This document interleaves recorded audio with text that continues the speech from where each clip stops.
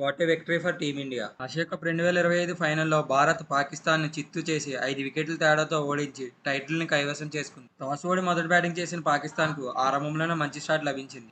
దానితో ఈజీగా 180 నుంచి 200 చేసేస్తారనే సిచ్యువేషన్ నుంచి భారత బౌలర్లు వరుస ఓవర్‌లో వికెట్లు తీయడంతో పాకిస్తాన్ కేవలం 146 రన్స్‌కే ఆలౌట్ అయిపోయింది. పాకిస్తాన్ నుంచి టాప్ స్కోరర్‌గా సహీబ్జాదా ఫర్హాన్ 57 రన్స్ చేయగా తన తర్వాత టాప్ స్కోరర్‌గా ఫఖర్ జమాన్ 46 రన్స్ చేశాడు. 147 రన్స్ చేజ్ బరిలో దిగిన భారత్‌కు మొదటి 4 ఓవర్స్‌లోనే 20 రన్స్‌కే 3 వికెట్స్ కోల్పోయింది. ఆ సిచ్యువేషన్‌లో వచ్చిన మన తెలుగోడు తిలక్ వర్మ పాకిస్తాన్ బౌలర్‌ని తన హిట్టింగ్ దూకుడుతో ఉతికారేశాడు. కేవలం 53 బంతుల్లోనే 69 రన్స్ కొట్టి భారత జట్టును గెలుపు దిశగా నడిపించాడు. తన తర్వాత బ్యాటర్లు సంజు శాంసన్ 24 రన్స్ చేయగా తన తర్వాత వచ్చిన బ్యాటర్ శివం దూబే 33 రన్స్ చేశాడు. దానితో భారత్ 147 రన్స్ చేజ్‌ని 19.4 ఓవర్స్‌లో పూర్తి చేసి ఘన విజయాన్ని సాధించింది. ఈ విజయంతో భారత్ 9th టైటిల్‌ని ఆసియా కప్‌లో కైవసం చేసుకుంది.